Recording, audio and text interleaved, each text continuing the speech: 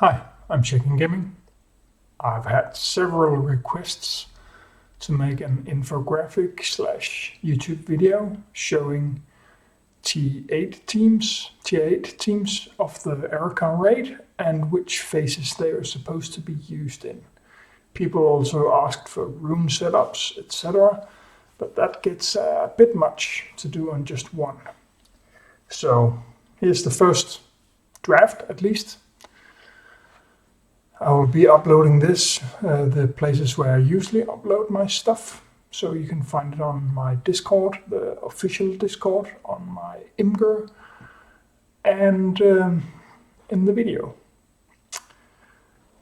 I have made a list of teams, quite a lot, try to use every character. So some of them are very strong, some of them are fillers.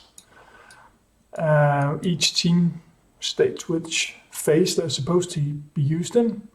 Some of them have an extra note. And then there are the coloring. I have made the core team that you cannot change. Those characters I've marked with a blue circle around them, while characters that can be replaced are green or red. So green can be substituted with greens and reds with reds. A few of them have a double color. So for example, Modun here, he has both red and green. So he can take both the place of Shadar and Venomate on this team.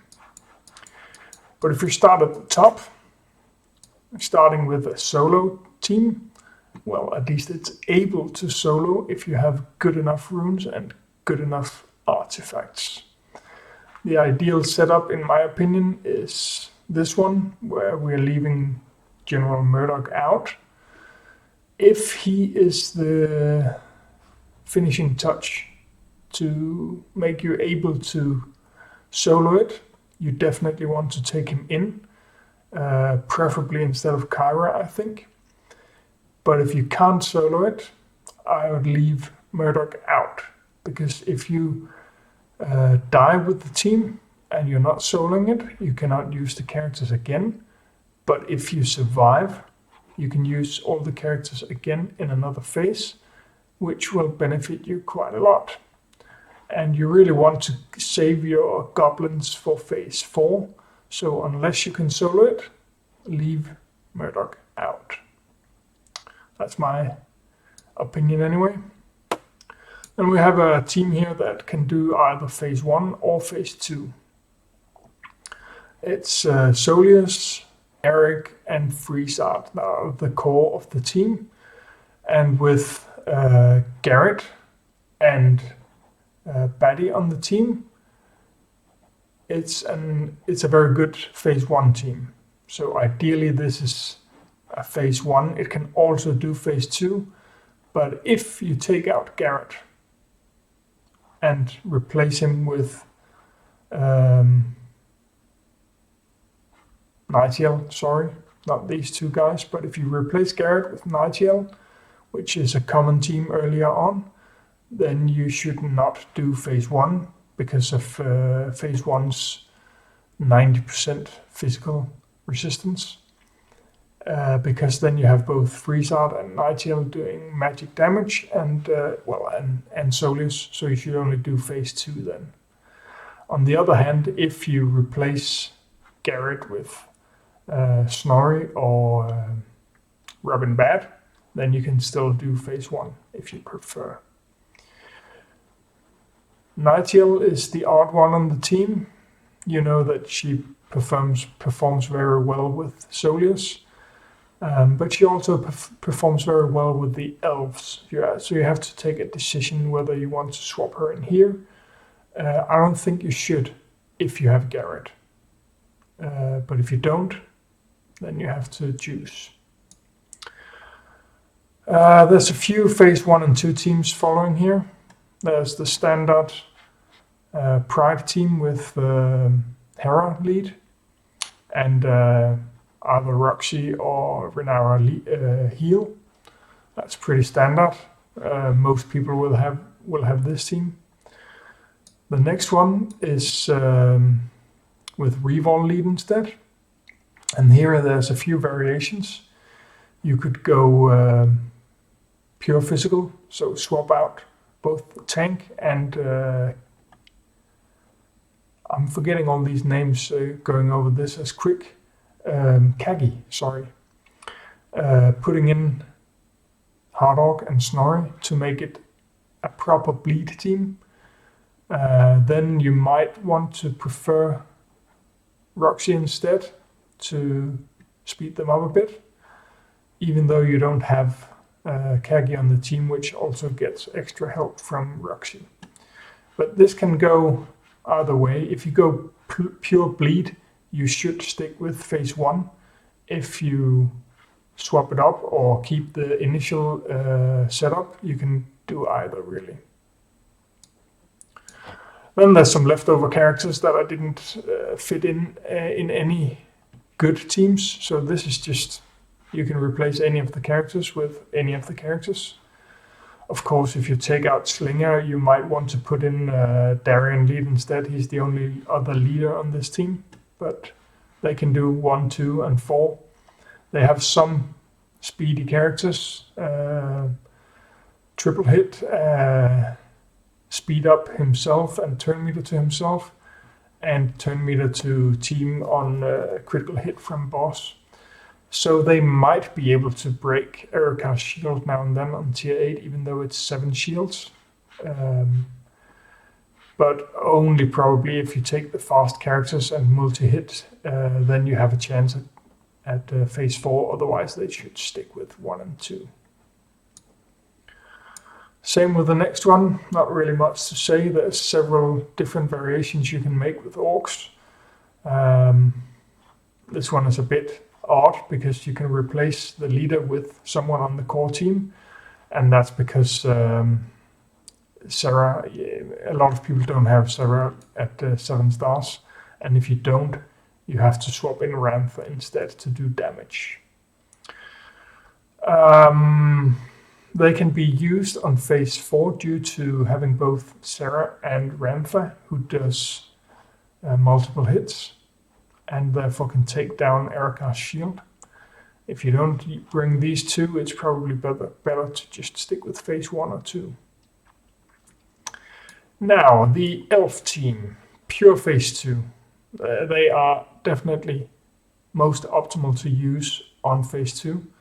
They are not very fast, but they hit very hard, especially with the triple combo of Talan, Lula, and Delman. Those 3 synergize very well with each other, but I'm aware a lot of people don't have Delman, and then the obvious choice is to put in Sharp instead. He can still buff Talan and Lula, and they will still do quite a lot of damage. On top of that, Nightshell's buff can bring it even further up, but that's depending on if you want to use Nightshell here with the elves or up on the human team instead. No matter, Calrian is replaceable with Failure or Illyria.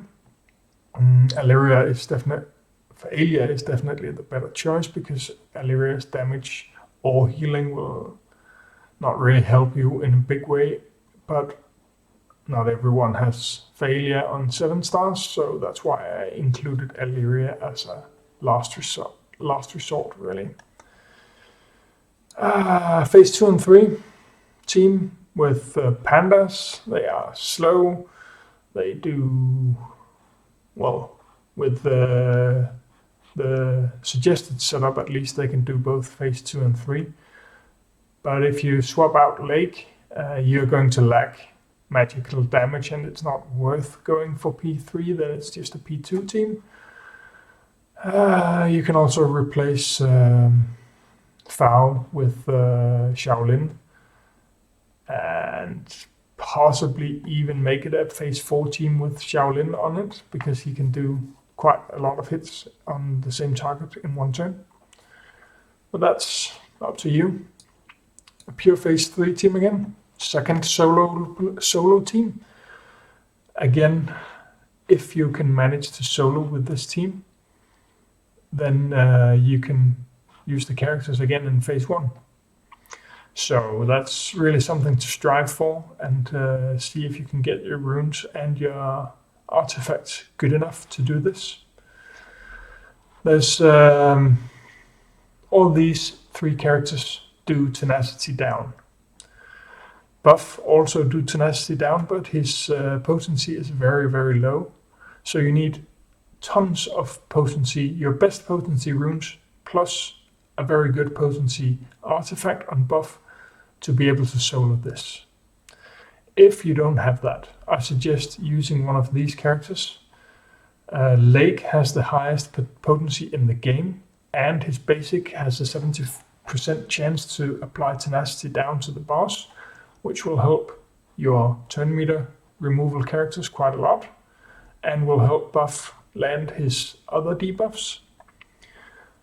Selena is, in my opinion, better, but she requires a bit more potency on her runes and artifacts because it's a bit lower than Lake's, but then you get the option to heal if especially Master Duo gets hit now and then. He's the, well, or Venomate, those are the 2 primary targets for the boss. There's also the option of more Doom, but he is also very good on phase 4, but he can also do it. He's got a bit lower potency, but he brings... The problem with him is he's very good, but all the debuffs he can do, buff can do them as well. So it's a bit, yeah, it's a bit messy where to really put him. You can also put Mordoom on the Orc team. That's another option. I didn't include that actually. Maybe I'll replace that later. But several options on that team. Oops, another leftover characters team, phase 3. I went for,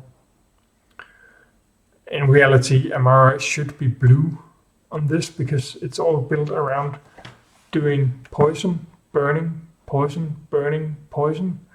And whenever you have a stack of burning or poison on the boss, Amara will benefit. So it's leftover characters, if you're not using them on other teams, that can do a bit of damage on phase 3. And the option to put in Darien as lead instead if you don't have Amara, or for some other reason you think you want a tank. They're not going to survive very long no matter what. Then, dedicated phase 4 team with loads of assists. Goblins are not supposed to be used in other phases than phase 4. They can do a lot of damage in phase 1 as well, but you need someone to take down phase 4, and they are better at that. Due to General Murdoch's leader assist, and Gorham's summoning, and Frank's electrocute, there's tons of assists going on, and you can take down those 7 shields on Erochar on tier 8 very, very fast. And the last guy down here, not liked by everyone, but he is by far the main damage dealer, both on the assists and himself attacking. He can do tons of damage. So the idea is land electrocute with Frank, land slow with General Murdoch, and crit as much as possible with the others, while keeping a normal damage setup with critical hit chance set and damage set with critical damage primary on the southern rune and damage on the northwestern rune and speed on the northeastern. That's what you want for this guy. The other just need to be as fast and critical hit chance as possible while still landing the debuffs for those two. Last team, another phase 4 dedicated team, evolving around doing as many attacks as possible, and Mordoom with his summons, Rantha with a multi-attack, Shaolin with a multi-attack, and then even changeable with Sharp, who can also do a multiple attack, to be able to take down the shields, and then have Shadar and Mordoom as primary damage dealers. that was it. That's my face team guide for the tier 8 raid. So far, it may be changed, who knows, when I get feedback. But you can find it on my Discord, on the official Discord, on my Imgur site. There's a link to all of that in the description. And subscribe, like, and turn on notifications if you want to be notified about my next video. Thanks for watching. Have a great day. Have a great day.